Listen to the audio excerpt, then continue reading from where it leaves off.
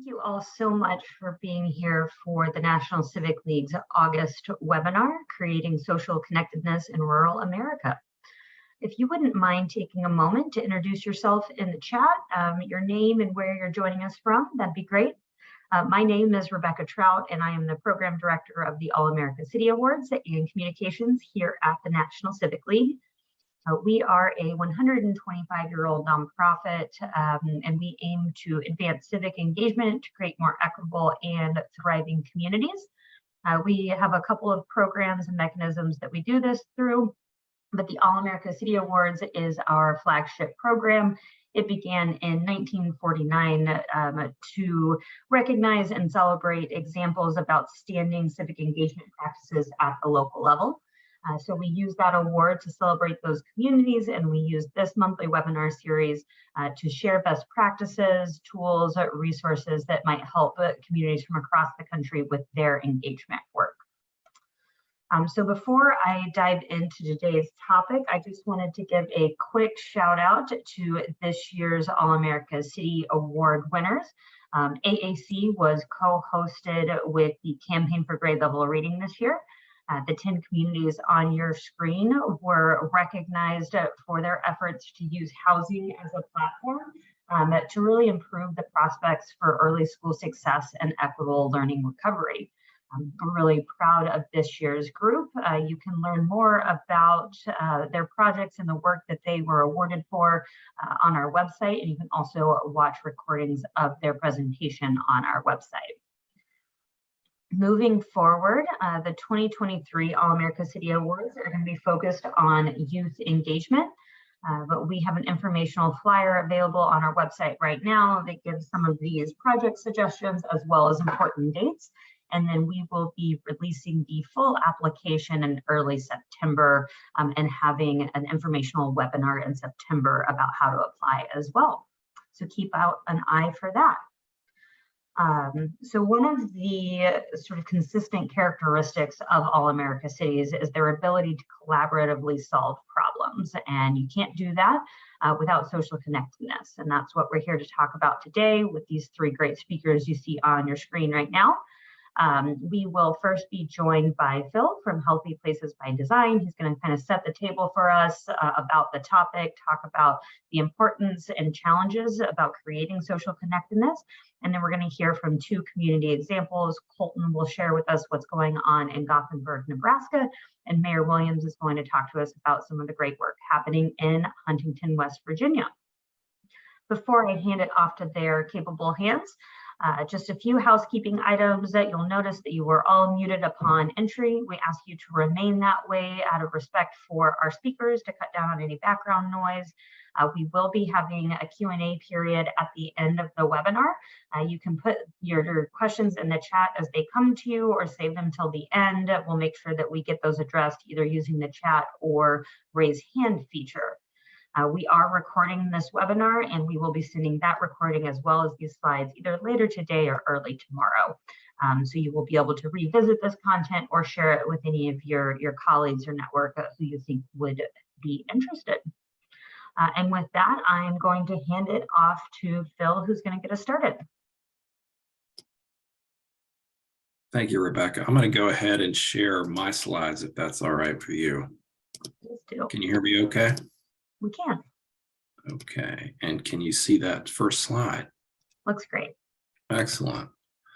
Well, good afternoon. It's great to be with you. Thank you again, Rebecca, for inviting me. It's really exciting to be with this group, and would congratulate all of the new awardees. So that's really good to hear. Look forward to hearing more about what they'll be doing.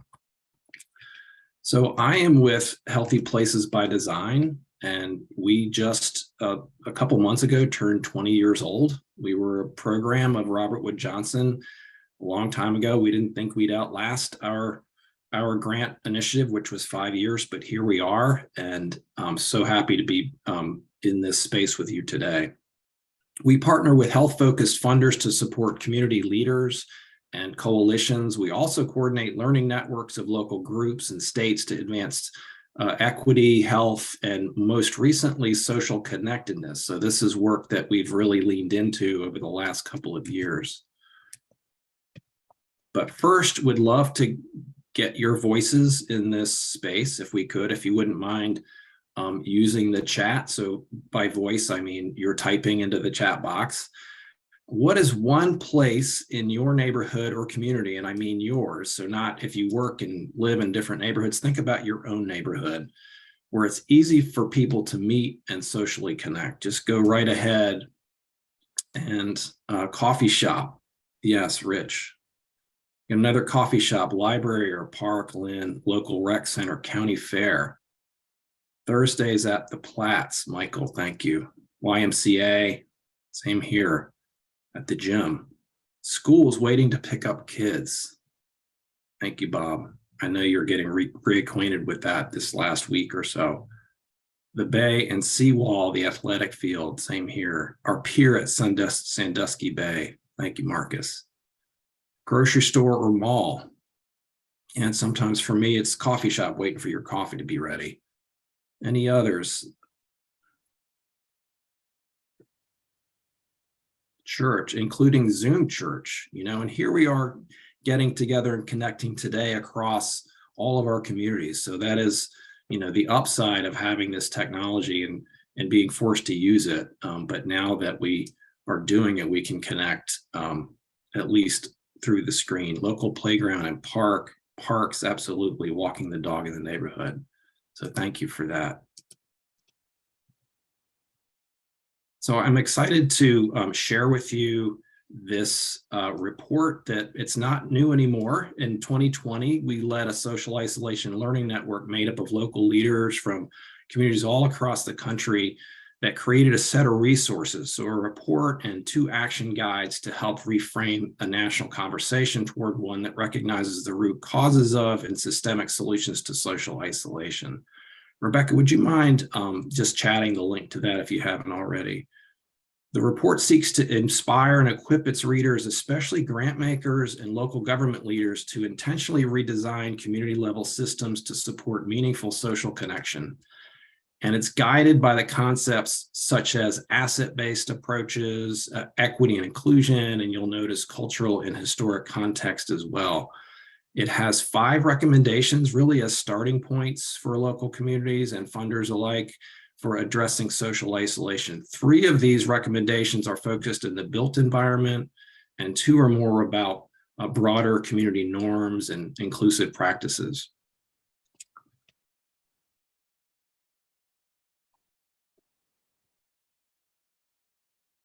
So why socially connected communities? Well, in public health, which is my background, we know that physical and mental well-being are critical for resilient, equitable, and healthy communities, but social connection, that's a bit of a new one for us, and except in the last 2 or 3 years. When we say social well-being, we mean the strength of a person's relationships and networks. This is strongly linked to social inclusion and feelings of belonging.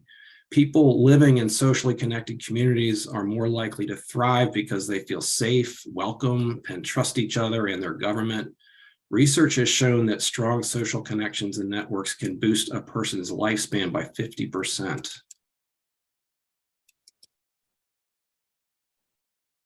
People often talk about social isolation and loneliness as one and the same, but they're different. You can feel lonely, but still have lots of social connections. And socially isolated people lack significant social connections interpersonally and with their community. The conflation of these two terms is linked to the ways that social isolation is often defined, discussed, and addressed primarily through an individual lens rather than one that's more systemic and helps us look at root causes. Isolation is rooted in community design, social norms, and systemic injustices. There are a lot of items here on this screen. It's just a partial list of the systems that have been designed both intentionally and inadvertently in ways that lead to isolation and depression. I'll go over a few of these now that are also touched on in greater depth in the report, as well as our recommendations. In the public space, buildings and spaces are often inaccessible for people with disabilities, making it difficult or impossible to participate in public life.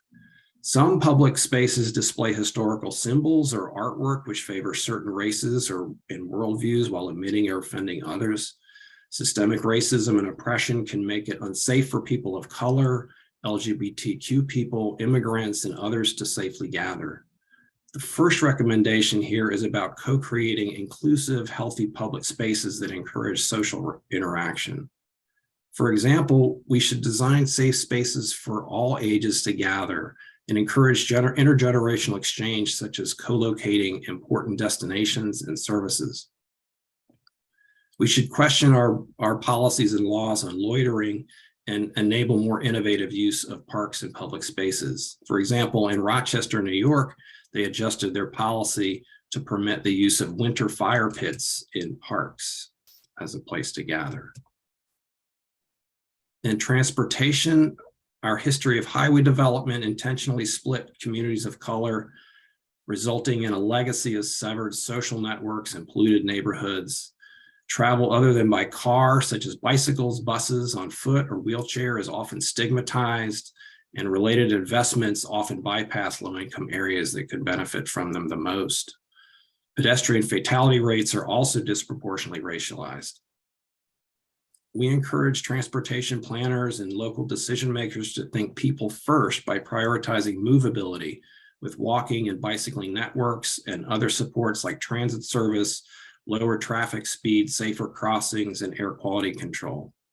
In one example called Play Streets, an activation project, city-owned streets are temporarily blocked to cars for recreation and physical activity, and in some cases doubling as summer food service sites.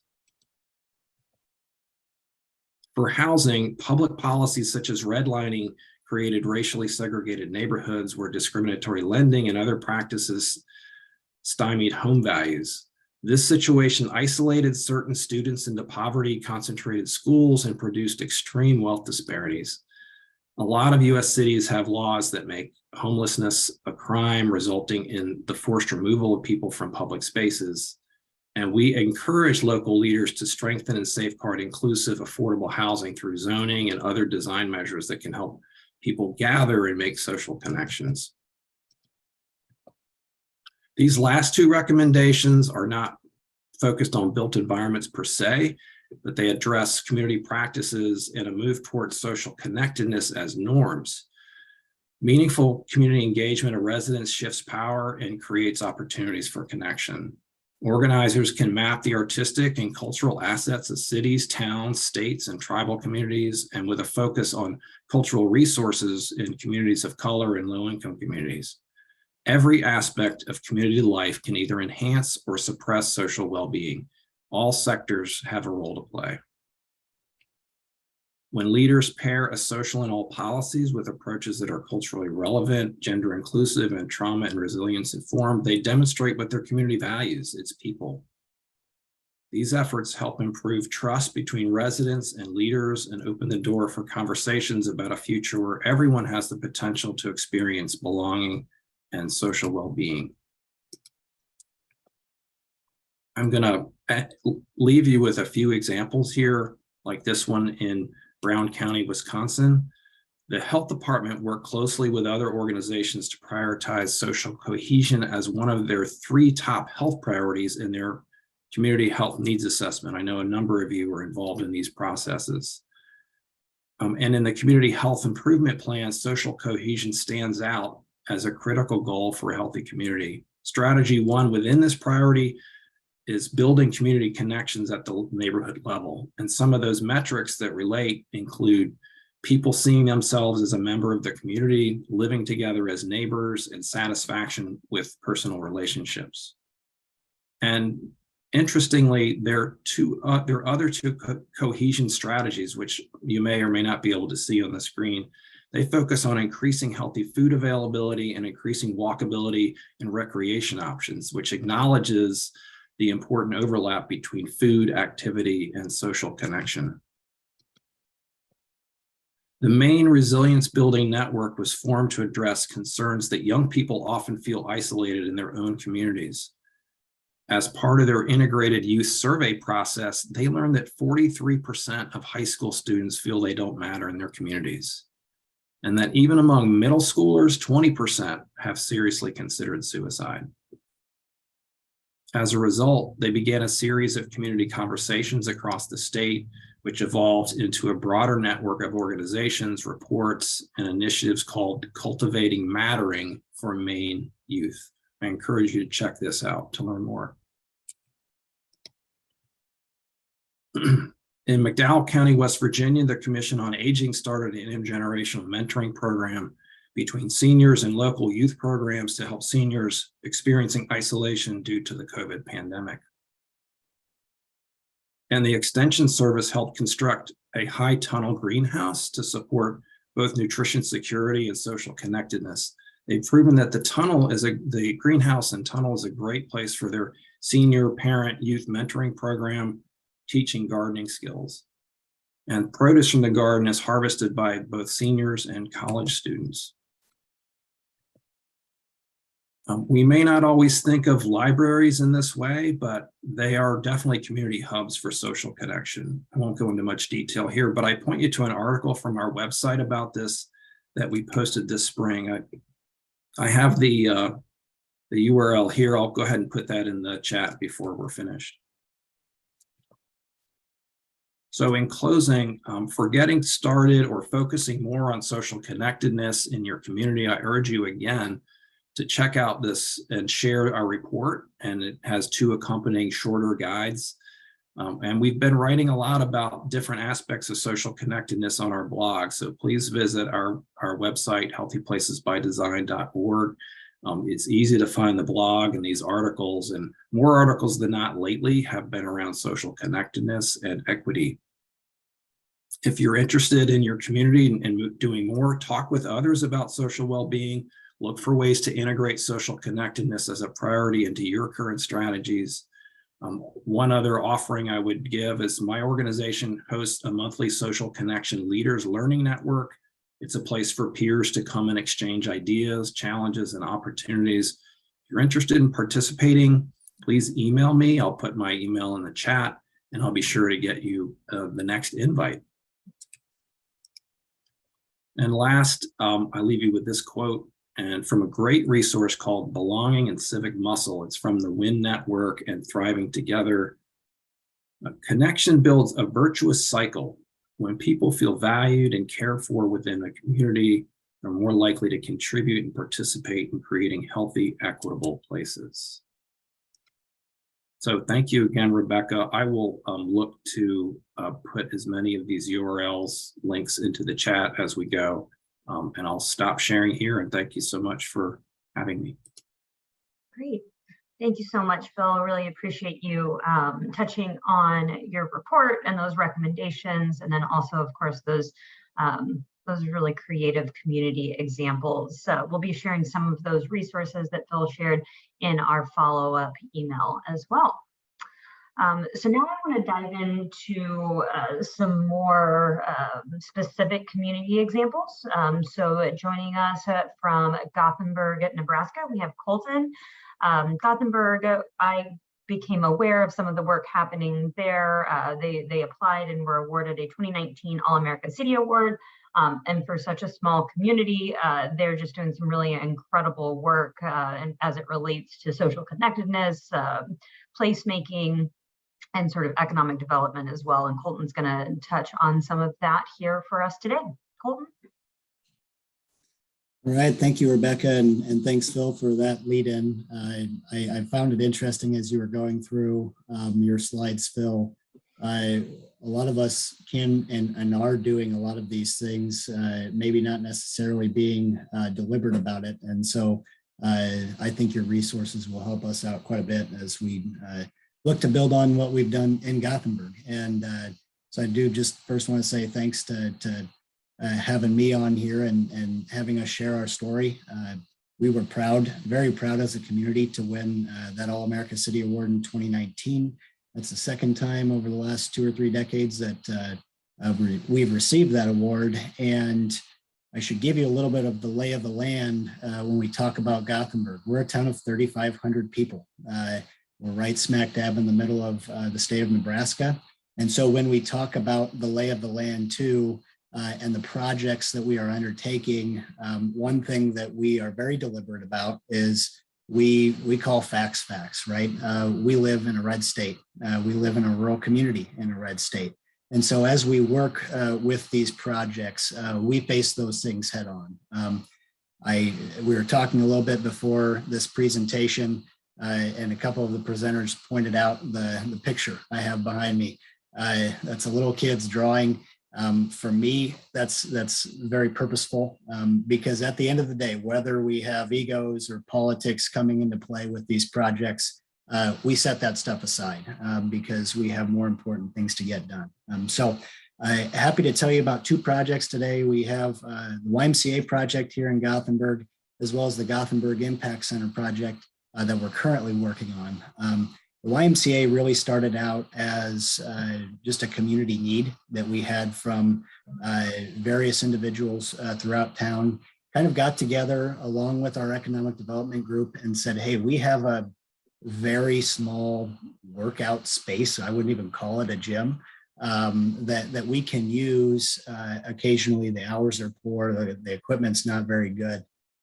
If we're going to be a strong, thriving community that attracts people to come to our community and attracts our young residents to go out, get that education in those urban centers and then come back, then we need to have certain community amenities. And so that kind of started the conversation and it built from there. Ultimately, what we saw was our local hospital really get involved and say, okay, we want to be a part of this project. They were undergoing at that time about a $30 million expansion project. Our local hospital is a critical access hospital here in central Nebraska, which is very important in terms of providing the needed health services to our residents. And what that resulted in by working with the hospital, by having community forums and getting our community engaged, is we developed a concept to include a full-size gym, an exercise area with various types of exercise equipment, and a big push was an indoor pool. We have a zero entry indoor pool with lap swimming lanes. A cool piece is it's actually the saltwater pool, so you don't get out and you're not all itchy. Just in this small town of Gothenburg. The way we were able to do that was we partnered with the hospital. They were already undergoing that project. If we were to build this as a standalone entity, we knew capital costs would run around 8 to 9 million. This is back in 2015, 2016. But the hospital said, maybe we can go a step further in terms of not only benefiting you guys and your concept with this wellness center, but maybe we can further some of our goals as well. And so this YMCA is actually a medically integrated facility with our hospital. So right next to those exercise areas is a physical therapy company that provides those services to our communities. Our hospital focuses quite a bit nowadays on preventative medicine. Essentially what our CEO likes to say is, if we could, we'd like to put ourselves out of business, right? They want to work with residents in our community to do the things that are necessary to keep them out of the hospital. Because as we all know, if we're not taking care of ourselves, when we end up in the hospital, we've got a lot more problems to worry about. And so when we talk about that social connectedness, we really see this in our YMCA. It's not only a place where you can come and have coffee or use the cafeteria and meet with folks, but it's a place where people have become comfortable just walking in and spending time. That helps out quite a bit when it comes to encouraging people to access healthcare services. Oftentimes we can have a big mental block when it comes to those things. And so this helps get rid of that block quite a bit. So that facility opened up in 2017, 2018, has been going very strong. Again, relies quite a bit on the assistance of the hospital. They cover a good portion of the overhead. And as a community, we have this great asset. We like to brag. We're the smallest community in the country to have a YMCA. So until somebody comes out and beats us out on that, I'm going to keep promoting that piece. So then I'm going to move forward. So we got done with this YMCA project. We had some outside foundations that had provided us some funds. At the same time, we were talking about one of the biggest issues that rural communities across the country are facing, and that is access to quality early childhood education. In Gothenburg, and really just the lay of the land in the state of Nebraska, is we don't have universal pre-K. We do have, to a certain extent, state subsidized childcare. If you fall within about 125% to 185% of the federal poverty line. And so what we saw was we didn't have enough capacity slots. In our town of 3,500 people, we knew we had at least 70 children that just simply did not have access to a licensed childcare spot. Obviously, that hurts our community, right? We can't attract young families and people to come to our community. We saw our numbers going down in the school system. Our kindergarten rates were dropping slowly. And so we started working towards coming up with that solution. And we were able to piggyback off of the fact that we had just got done with this $5 million YMCA project that saw $3 million of local funds come in to help fund it. First thing we did was took a look at the budget and learned very quickly that obviously there's a reason why we have capacity issues when it comes to childcare, and that's because our business model is broken, right? Our childcare providers cannot provide quality, and that includes not only providing the resources to their children, but also providing livable wages for their employees at the rates that they're able to charge those families. Oftentimes we see families spending about 15 to 20% of their household income just on childcare. That doesn't get our childcare facilities to a point where they can be profitable. So how do they come back and say, hey, we need to raise rates so I can pay somebody more than minimum wage? Was a very significant issue. What we did was we engaged all of our local providers. We said, hey, what are the problems you're seeing? What's a potential solution? What if we put up a new childcare facility? Would you be wanting to come in and be a part of it? And then we engaged our school because, again, we knew operationally that we would be in the red, and we knew we needed to make up that shortfall somewhere. We don't see that come in from the state. We don't currently see that coming in from the feds. So we had to come up with a local solution. Our school operates a 15-child preschool program for 5-year-olds. That costs them, on average, about $140,000 a year. So when you take that out to a cost per pupil, they spend about $8,700 to support those 15 kids. Well, we said, what if we take on that childcare facility or that preschool, 15-kid preschool, and incorporated it into this new center? But I'm not saving you money. Actually, what I want you to do is just reallocate those funds into this program. Ultimately, what we will see once this facility is up and running is that $140,000 will be stretched, and it will benefit a facility that serves over 250 kids in the community, and specifically 120 preschool children, 4-year-olds and 5-year-olds. That's stretching that public dollar. Again, I'm in a red state. We've got to come up with different solutions here.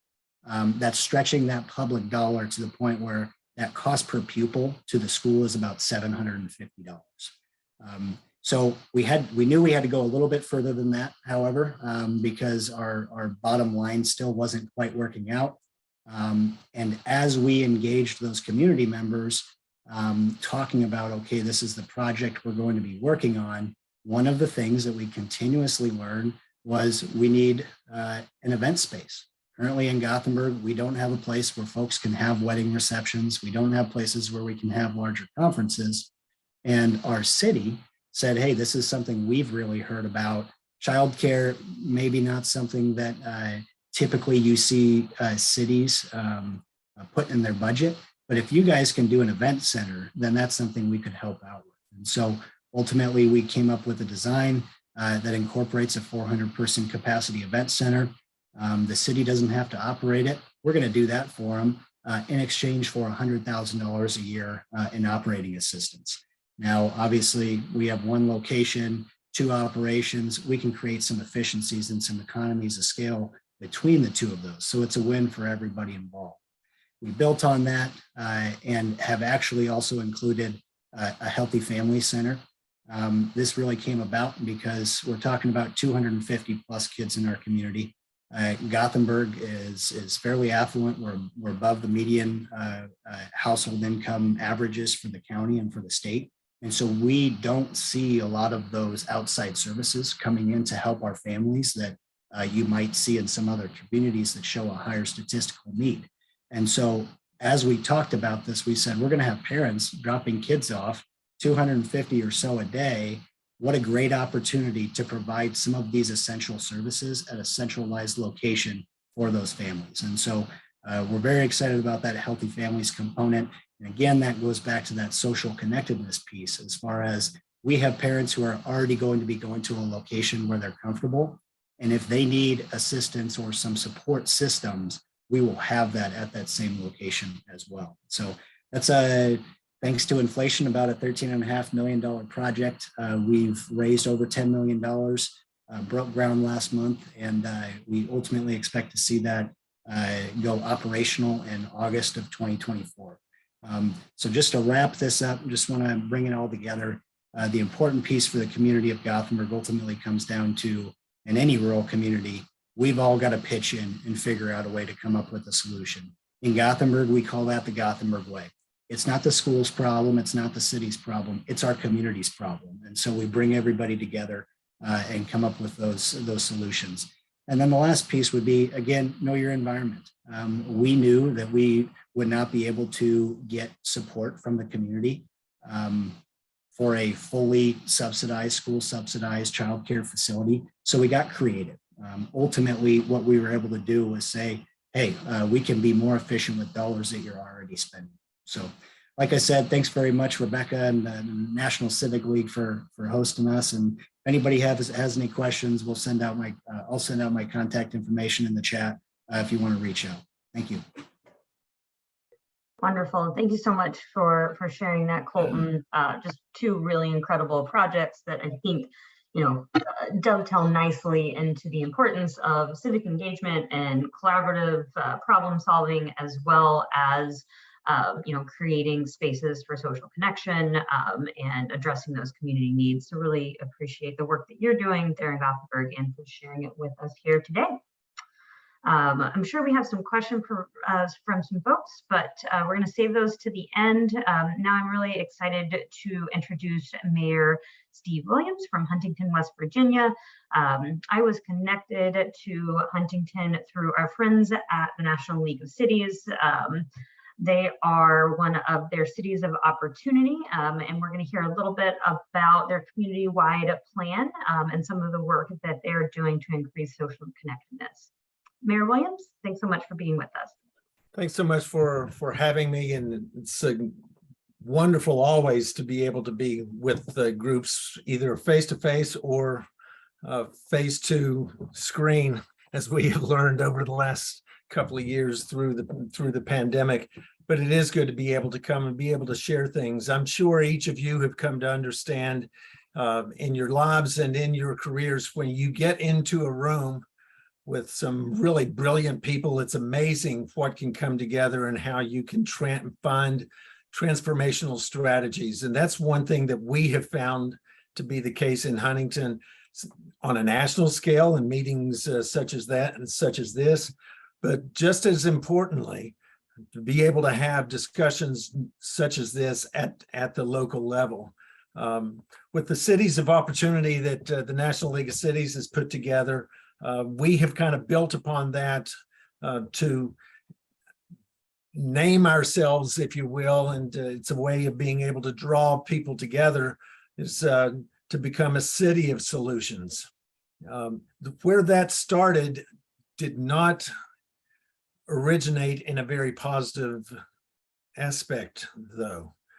But what we were having to deal with actually gave us the opportunity to be able to come together in such a way that we were going to, as a community, be able to draw the entire community together. And the issue stemmed around in mid 2014. We found ourselves faced with the horrible results of the opioid epidemic. At the time, what I was encountering as mayor is that I always thought addiction was the problem that was related to and the responsibility of the police department. Just let the police department handle that. And I started getting a series of letters, emails, telephone calls, people stopping me in the grocery store, and all of them were saying the very same thing.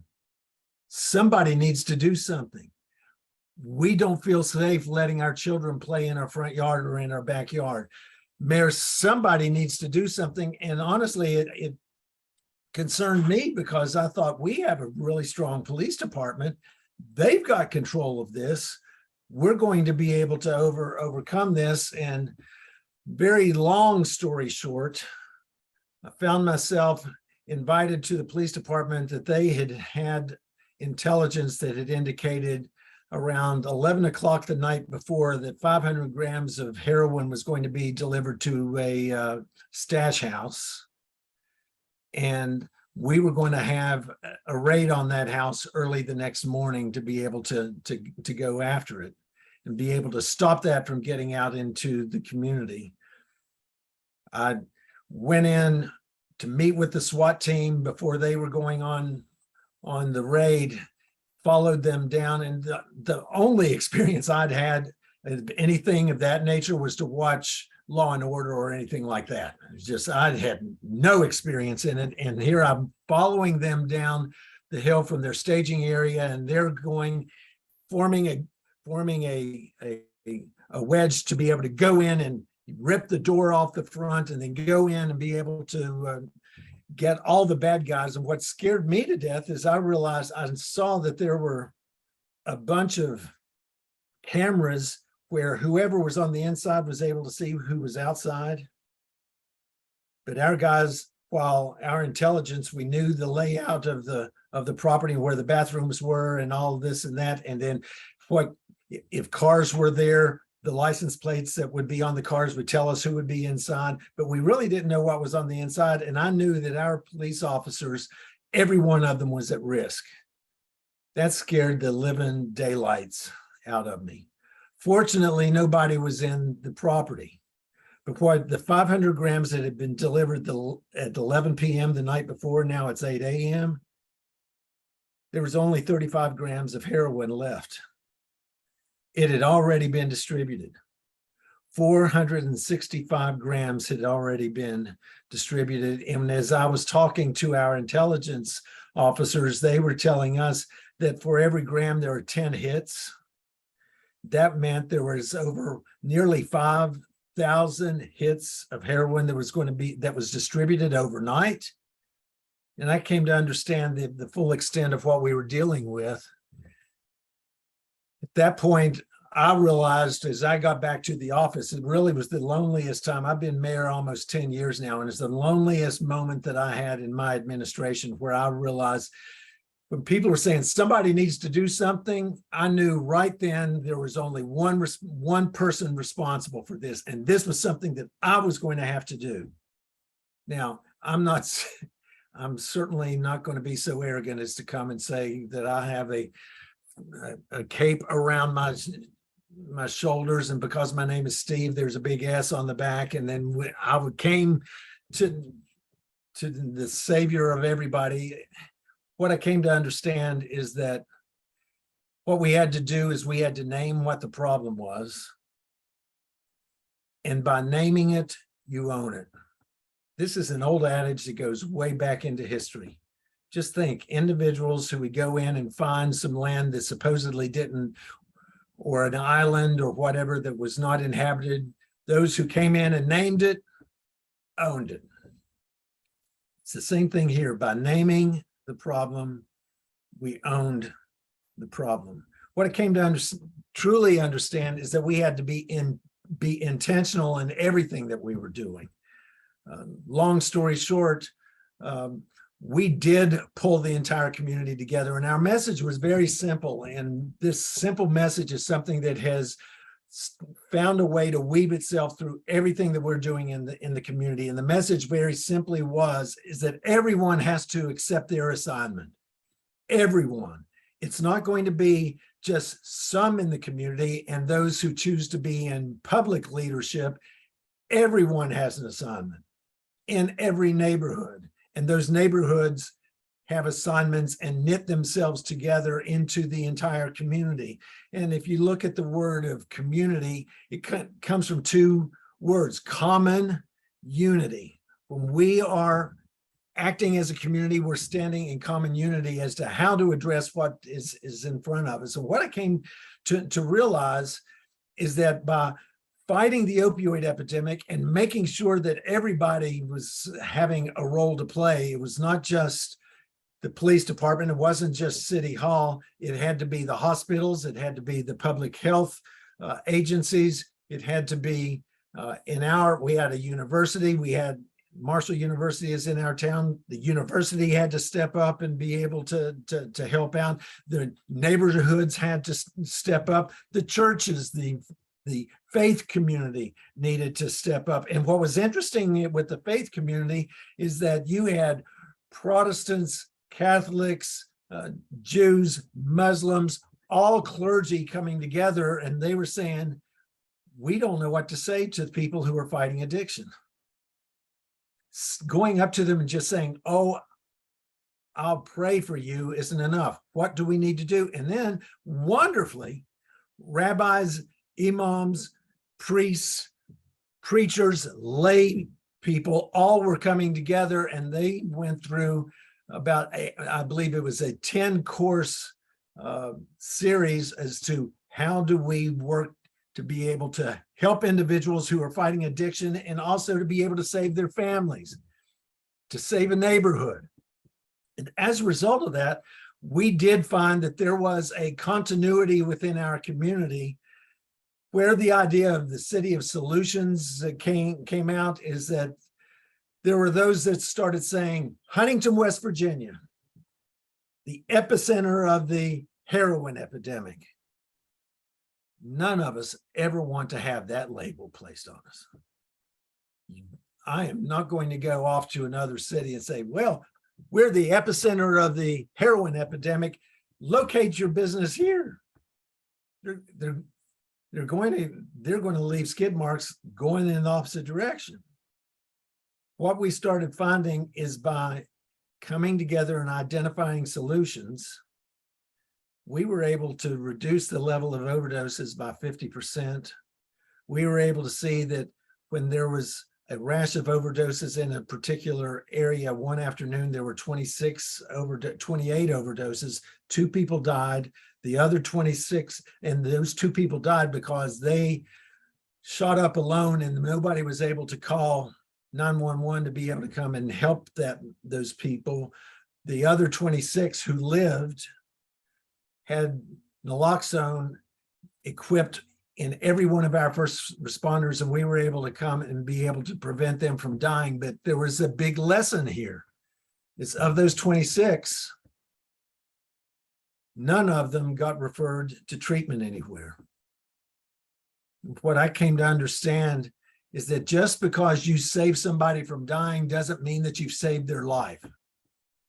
You save their life by getting them to treatment so that they can regain their life together. Well, all of this, and I've spent the better part of 10 minutes just talking about the opioid epidemic. Understand this, is what we ended up finding is that the approach in being able to fight that has the very same, possesses the very same things that actually, while it works on the dark side of the ledger, the very same things of being intentional, naming it, you own it, everybody has an assignment. Over on the sunny side of the ledger, creating economic opportunity, making sure that children have a safe area to be able to grow up in, developing prosperity in the community. They're 2 sides of the same coin. And the formula that works is communication leads to collaboration. Communication leads to collaboration. You learn how to talk to one another. You start to establish a trust. Communication and collaboration, establishing trust. What results from that are partnerships. where individuals from differing backgrounds, totally different expectations out of life, find a common ground on which they can stand forward and be able to create economic opportunity in the community and be able to save people's lives, not saving them from dying, save people's lives, to save families' lives. Communication leads to and collaboration, establishes trust. Trust creates partnerships. The outcome is hope. Hope in a community. And it occurs on both sides of the ledger. In essence, two sides of the same coin. There's a dark side that we don't want to acknowledge, but we have to name it so that we can own it. And as a result of that, what we started finding is that we were in a competition that Frontier Communications, the Dish Network, and the Weather Channel had for small communities all across the country from a size of 8,000 to 80,000. They called it the America's Best Communities competition, to put together an economic revitalization plan to be able to lift the community into the future. And we participated in that with 352 other communities all across the nation. And we ended up winning the grand prize on that, $3 million, to be able to help us with our economic revitalization plans. And that $3 million has grown has been leveraged to over $150 million, over $150 million of investment in our community, where we're taking shut down plants, factories that are sitting right next to a university and have been able to acquire that land, demolishing everything, building, starting right next to the university, right on the river, right in the middle of town, to be able to take property that was founded in the 1870s at the beginning of the Industrial Revolution. Now we're transforming our community to where we're now on the verge, we're on the beginning edge of the digital revolution, and being able to lift our community up. And we're building a broadband network all around the city. And who do you think all the individuals are that are participating in these things that we're doing? They were the very same ones who were rolling up their sleeves and fighting the opioid epidemic. But now what we're having, we're not out of the opioid epidemic by any means, because COVID has made it even worse. But where we are, we're standing as a community, in a community together, where one of the most beautiful awards that we were given is that there was a church from Africa came in to say thank you to a church in our community for helping them build water systems and such. And they came in and wanted to present something to the citizens of Huntington. And they said, to the citizens of Huntington, a city of uncommon compassion. Honestly, I can't think of a better compliment to ever be given than a city of uncommon compassion. There was a time in Huntington that folks didn't agree on anything. We had a governor who said, if you go into Huntington and you want to go stand on the street corner and hand out $20 bills, they will argue about which street corner it needs to be on. That's not the case now. Now, I'm not here to say at all that we are in the midst of, that we have ourselves that where everything is just coming up roses. No, not necessarily. We still have issues that we're dealing with. But what we know that we're dealing with our neighbors side by side with one another. We are a diverse community, a city of inclusion as well. And as a result of that, going back to what Phil was talking about at the very outset, is that by being being intentional, we have a level of social connectedness that when we go to the grocery stores, we're connecting with individuals to be able. How are we going to be lifting up our community? When we go to the YMCA, in between the exercise machines or after the exercise class, we're talking about what we're doing to be able to lift up the community. And what we end up saying now is that when somebody came up to me, a reporter, that came up to me and said, "Oh, you're the mayor of Huntington. Isn't that the city that is the epicenter of the heroin epidemic?" And I said to her, "No, ma'am, we don't quite see it that way. We see that we are the city that is the epicenter of the solution to the heroin epidemic. We're also have learned we can be the solution to poverty. We can be the solution to connectedness. We can be the solution to our future. And we're not looking 5 years from now, in the next 50 years. How?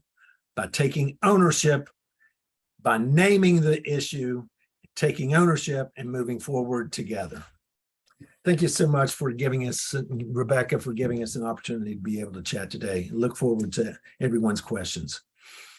Thanks so much for that, Mayor Williams. And, very inspiring to hear how you've been able to take a response to a crisis and build community and come together around a crisis and really pivot that now to thinking about even, the future and improving on that work that happened as a response to your opioid response. So I do want to leave a couple of minutes here for questions.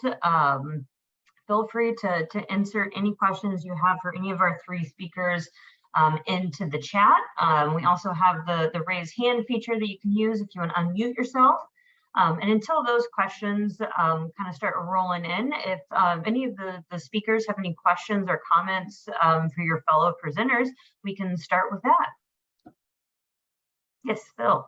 Rebecca, thank you, Colton. Thank you, Mayor. I really appreciated that. And as you were talking, at first I was connecting the point about social isolation and opioid, alcohol, and other substance use in the first place. One of the reasons, significant reasons people become addicted and start using opioids, alcohol, and other drugs is because of a feeling of social isolation. They obviously poverty and the other issues you mentioned are critical. The other thing that caught me as I was taking notes is, I like the progression you described of naming the problem, being intentional, and being willing to claim that, what's going on here. You didn't claim it as your identity. The city of solutions is what you're claiming as your identity, which is a terrific way to reframe it. But I liked your idea, your notion of developing solutions. Everyone has their role. Communication leads to collaboration, and relationships are the thing that fuel that collaboration. And so what I heard you say at the end is that seeing people at the grocery store, at the gym, you're developing relationships, not just for their sake, although that's critically important. They develop relationships that were helping you solve big problems in your community. So I just want to appreciate your comments and add a little what I heard to that. One thing, if I could just speak to that just for a moment, is that what we ended up finding is during COVID, the lack of connectedness, and all of a sudden we started seeing the overdoses starting to rise again. They say that the opposite of addiction is not sobriety. The opposite of addiction is connectedness. The connectedness that you end up having leads or assures sobriety. And we ended up creating what we call quick response teams, where somebody has an overdose. We have individuals, we have a behavioral health professional, we have a police officer, we have a pastor. All will go and meet with that individual and then seek to let them know they're not alone, and we're here to not ever let them go. And then we are starting to see, as a result of that, connectedness that leads to solutions. Absolutely. Well, not seeing any further questions. All of our speakers have shared their email addresses in the chat, so I'll be sure to share those in my follow-up email. If any questions arise after the fact, after reviewing materials, feel free to either reach out to me or reach out directly to our presenters. I also wanted to lift up an opportunity that I'll be sharing in my follow-up email. We have created a networking group of what we're calling civic engagement practitioners. So anyone who sort of self-identifies as someone who is engaging the public and their communities to work on something together.